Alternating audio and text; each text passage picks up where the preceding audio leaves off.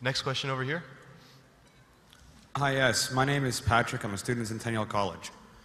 My question is, in Islam it says, Jesus Christ, peace be upon him, is not the Son of God. When we are all children of Allah and born of mother and father, for he is only born of a mother, why is he not the Son of God? Brother Patrick asked a very good question, a very important question. He said that why in Islam is Jesus Christ, peace be upon him, not considered as Son of God? When we all are children of God, he being born of a virgin woman, all the more reason should be. See brother, if you tell we are children of God, in that way I've got no problem at all. If you read the biblical language, if you say that we are children of God and Jesus is Son of God, in that context, meaning he is person who follows the commandment of God, most verily all the messengers of God, they are sons of God. But the problem is, if someone says he is not a normal son, but he is the begotten son, then there's a problem.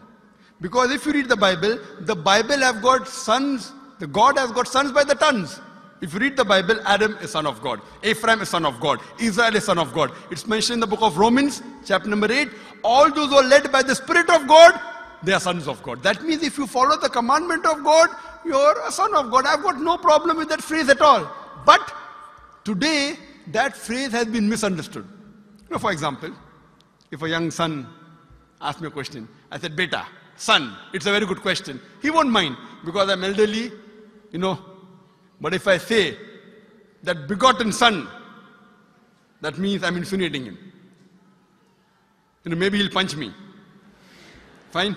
So what do you realize? That using the phrase son of God, in the context that we are children of God, we have no problem. So in that context, all the human beings who follow the commandments of God can be called children of God. No problem. But what the Christian says, that no, Jesus Christ, peace, but it's not a normal son. And he quotes Gospel of John, chapter number 3, verse number 16. For God so loved the world that he gave his only begotten son. Whosoever believeth in him shall not die but have everlasting life. Correct, brother? So do you believe Jesus is the begotten son of God? I do. You believe, fine. Now this verse which I quoted, Gospel of John, chapter number 3, verse number 16, it's from King James Version. For God so loved the world that he gave his only begotten son. Whosoever believeth in him shall not die but have everlasting life. Now when you read the Revised Standard Version of the Bible, revised by Thaidu scholars, Christian scholars of the highest eminence, backed by 50 different cooperating Christian denominations, they say that this word begotten is an interpolation, it's a fabrication, it's a concoction, it's an adulteration. Who's saying? Not Muslims, not Hindus. Thaidu Christian scholars of the highest eminence in the Revised Standard Version of the Bible, they say begotten is an interpolation. It's a fabrication, it's a concoction, and they're thrown out of the Bible. So if you say Jesus is Son of God, like Adam, like Ephraim, like Israel, I have no problem. The moment you say begotten, I want to ask you the question, what is the meaning of begotten? Brother, what is the meaning of begotten? You know, begetting is an animal act.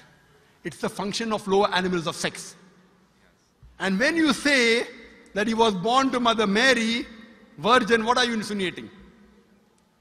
And if you say, because Jesus Christ, peace be upon him, is God or Son of God, because he was born to Mother Mary, Quran gives the reply in Surah Imran, chapter number 3, verse number 59. Inna masala Isa indallahi ka masala Adam. Khalaqa min turab. That when they say the similitude of Jesus in front of Allah is the same as Adam.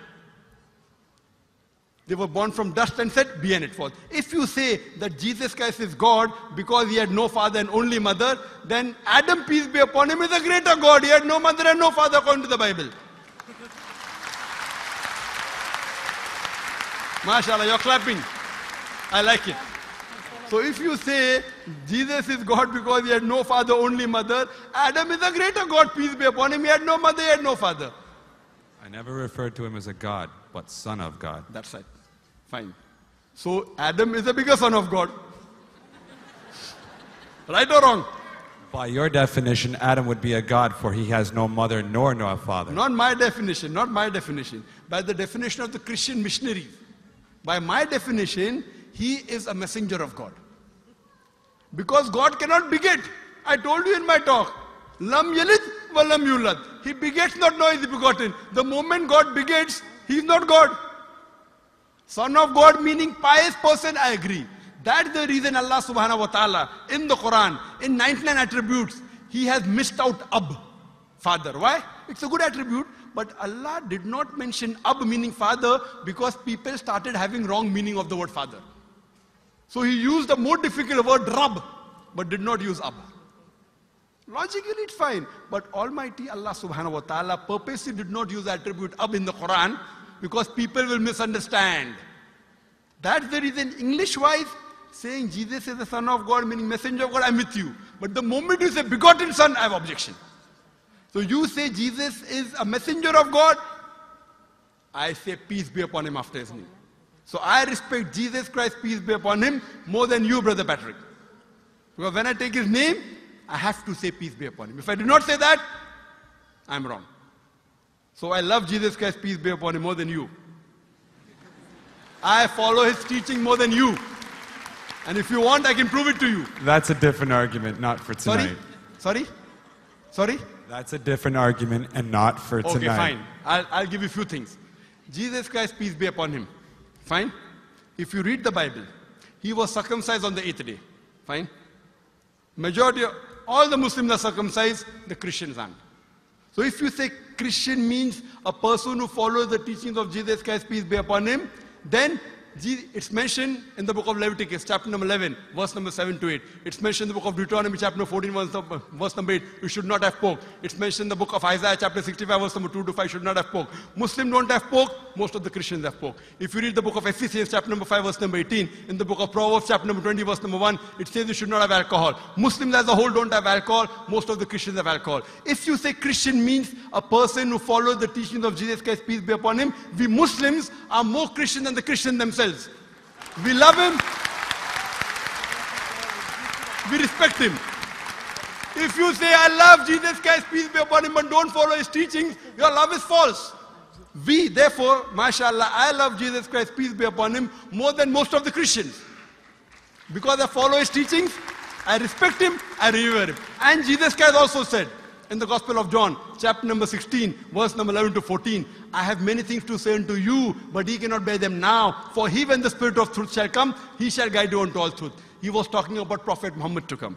So Jesus Christ, peace be upon him, said, you have to believe in the last and final messenger, Prophet Muhammad sallallahu alaihi wasallam. So even that way I'm following Jesus Christ, peace be upon him. I believe in Prophet Muhammad. Do you believe in Prophet Muhammad as the messenger of God?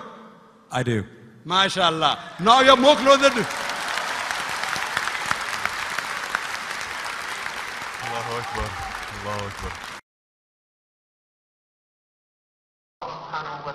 Now he wants to say the Shahada, and then we will move on and say Ashhadu an la ilaha illallah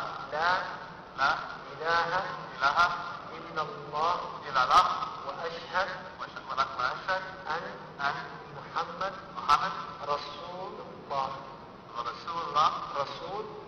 Allah. I'm more excited than him.